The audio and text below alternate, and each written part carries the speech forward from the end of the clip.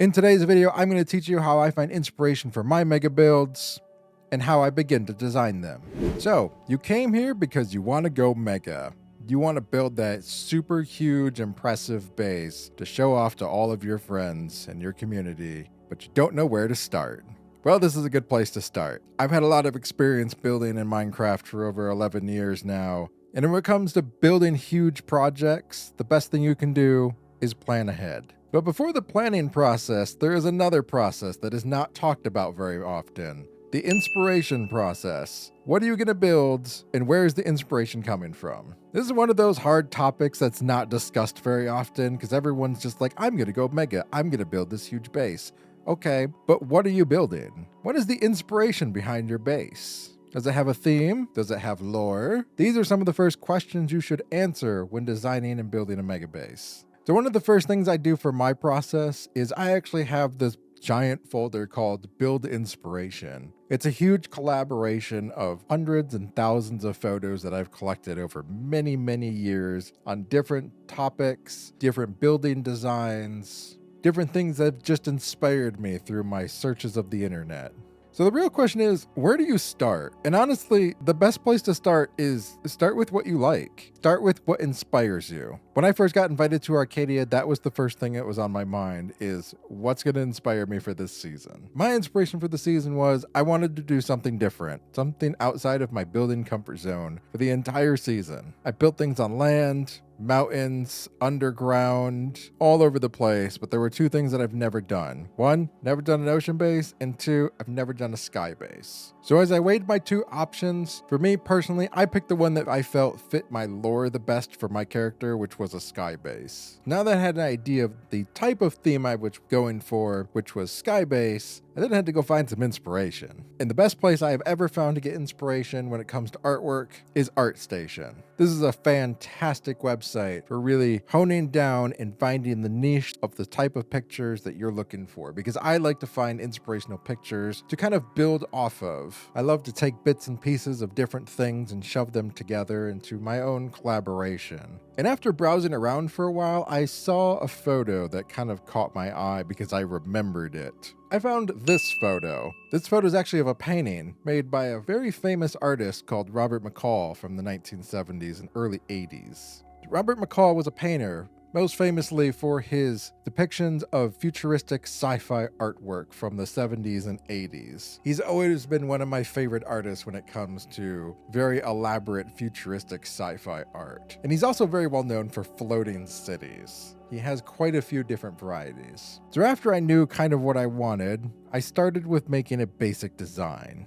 So this was actually one of the first builds I made when I started this design process, was I made this very small floating city platform. I don't really know what it was, but it doesn't really matter. This was the start of my inspiration. As you can see, I did not detail it much. Most of this was just basic groundwork. I found a few building blocks that would give me some highlights and shadows and some contrast and just went for it. On the bottom here, you can see I kind of wanted to show what would be propelling this aircraft to hold itself up into the sky. So I put these 4 giant engines in here. And while I knew this wasn't going to be the final product, it was a good start. This is what really got me going. Sometimes you just have to jump in and build something even if it sucks. Even if you don't like it and you're never going to use it. I have so many of those in this world, it is uncountable. So after this one was built, I went to this one. This was stage 2. This one was a little bit more elaborate, a little bit more well built. And in this one, I even started planning where the ground was. So that is the ground platform. I used scaffolding to kind of measure out where it was going to go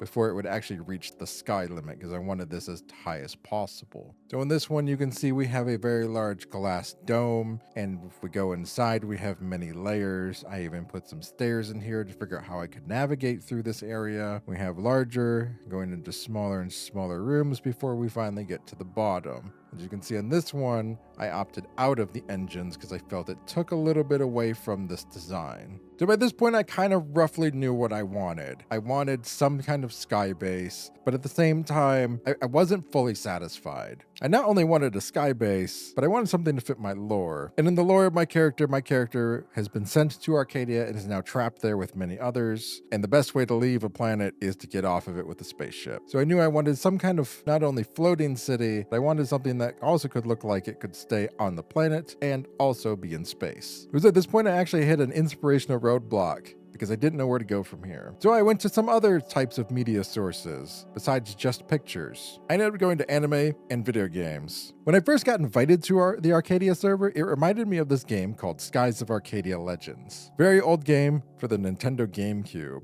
In this game, you are flying large airships around from place to place. And that got me thinking, what if I do an airship? That would be cool. Kind of a mix of airship and spaceship. This led me down a totally different rabbit hole because then I remembered about this anime I once heard of called Last Exile, something similar to Skies of Arcadia. This civilization had very large airships that were flying around in the sky battling other countries, so I ended up watching the entire series. I believe it was just under 50 episodes. Very good series, by the way. But that series gave me all kinds of crazy inspiration mixed with the artwork from Robert McCall, so I took all of that and shoved it together. So I went back onto ArtStation and Google Images, and I started browsing around for airship cities. Quite a bit harder to find than I thought it was actually going to be. I ended up finding quite a few, but one of them really stood out. It had all the qualities I was looking for. It was, one, very large. It looked like I could shove an entire ecosystem in this thing, which is what I wanted. Two, it had a very defined city outline on the outside. Also something I was looking for. And three, it had that same sci-fi feel I was looking for, which was a mixture of sci-fi and a bit of steampunk.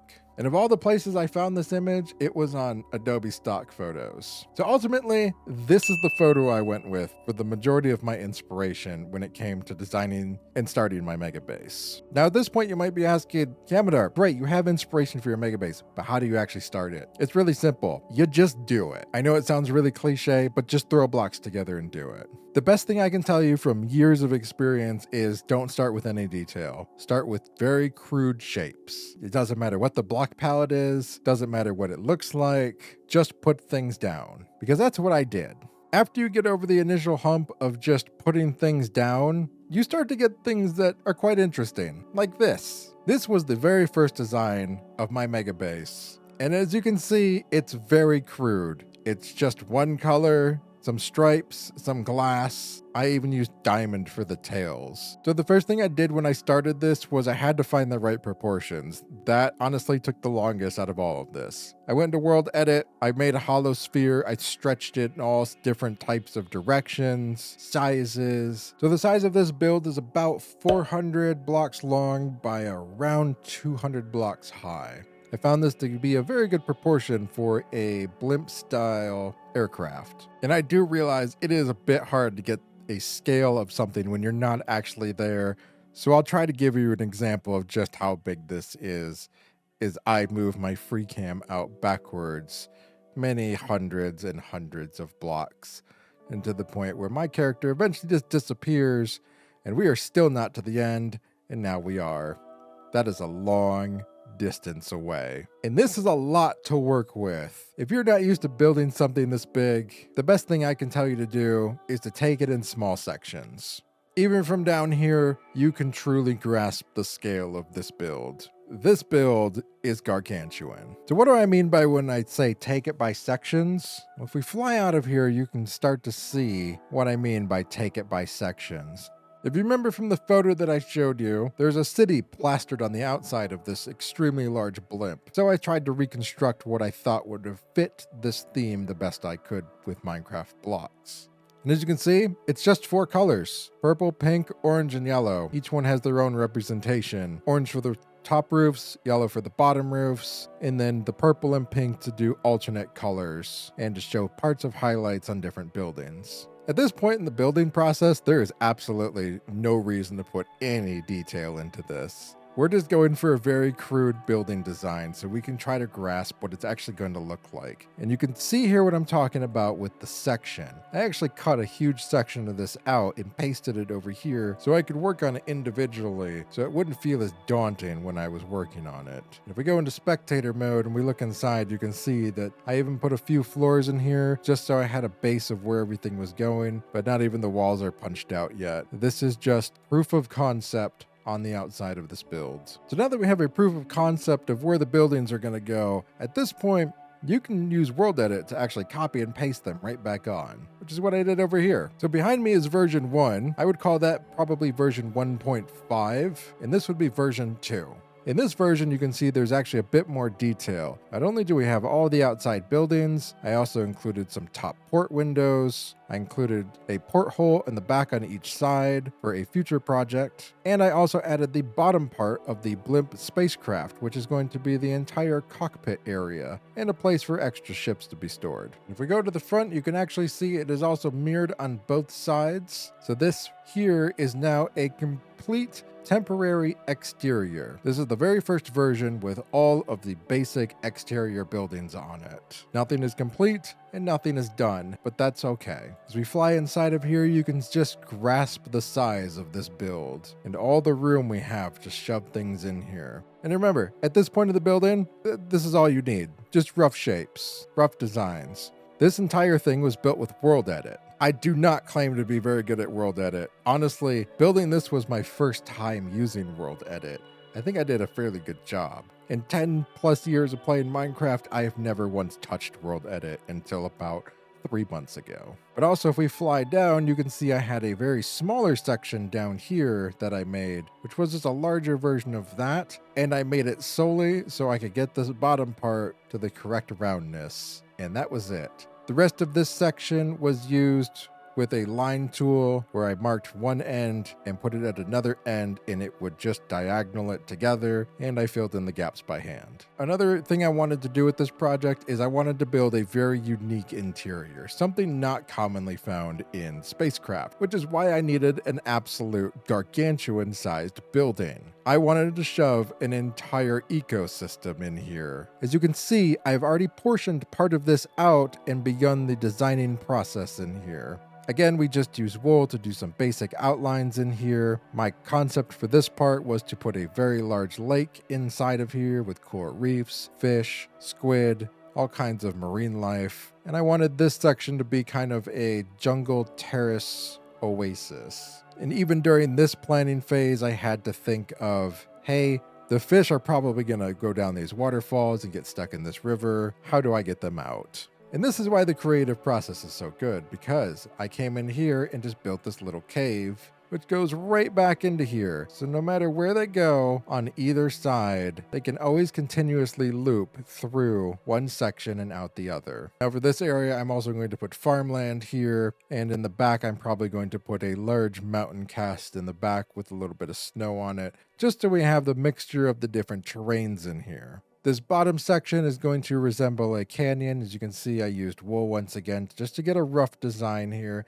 None of this is really final. We're just trying to get a basic concept of what we're planning and what we're looking for. Once we get through this phase into the center area, this is where I'm going to build the town district, where we're actually going to match up the buildings from the outside to the inside. If you've ever seen places like Cyberpunk, Blade Runner, those very small, futuristic, narrowed street cities and tight alleyways, that's the kind of design I'm going to build in here at the bottom. This is going to be the futuristic city inside of the large airship where we house everyone. And you can see right below here is the floor, right here into the cockpit area. Another thing I also had to think of is not everyone on the server wants to use elytras all the time. How am I going to get people from down there up here? And it was simple. So in the back here, I made these large portholes where I'm going to have massive chains going all the way down to the ground with anchors on them, because I'm going to build this over an ocean because we don't want 10,000 mobs living under this thing at once, because this is an illusion. If we turn off the effects, you can see just how dark this build actually is, which is going to be an extreme design challenge for how I'm going to light this up, but I am totally prepared to take that on.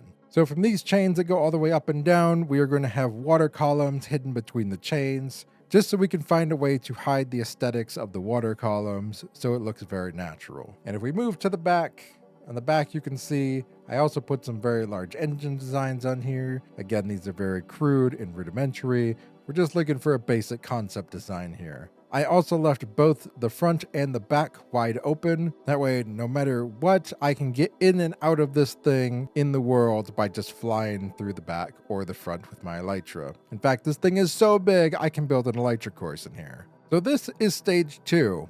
And this behind me is going to be the future of stage 3, where we actually start building things. And this part is where we're going to start the design process, and we're going to start small. This is a whole year project. So we are going to start from the bottom in the cockpit area and slowly begin to build up in this thing. And this is where you can come help, because every week I'm going to be on Twitch streaming this entire building process and designing of this entire mega build. Because that is one thing that is severely lacking in the community. Everyone wants to make mega builds on their SMP, but they don't show how they're doing it.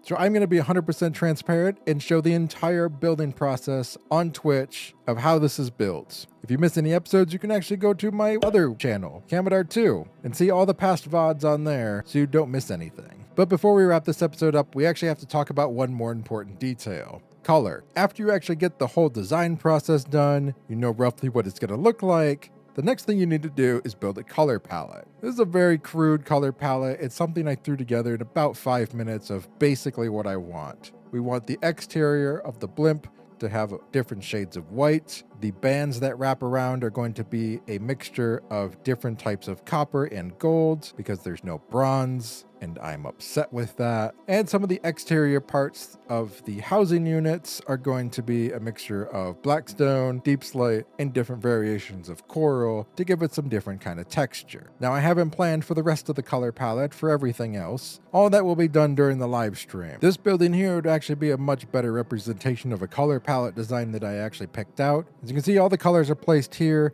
and I tried to balance all the colors out with complementary colors, things that would go good together. We have these light sand, yellowish tan colors that go good with the browns. We have the reds that contrast with the blacks. We have the greenish turquoise colors of the copper and the warped woods. And when I designed this building, I actually started with this color palette before I even placed a single block down. There are many different types and ways to start inspiration builds. Sometimes like this one, I started with the color palette. Others, I have started with photos. Like this very large building behind me. This one was actually designed by a photo. I actually planned on building this in my single player world, but then I joined Arcadia and things changed. At some point, I will probably build this on one of my worlds because this thing is pretty cool. This is also another building that I took from inspiration from a photo, which is this photo here.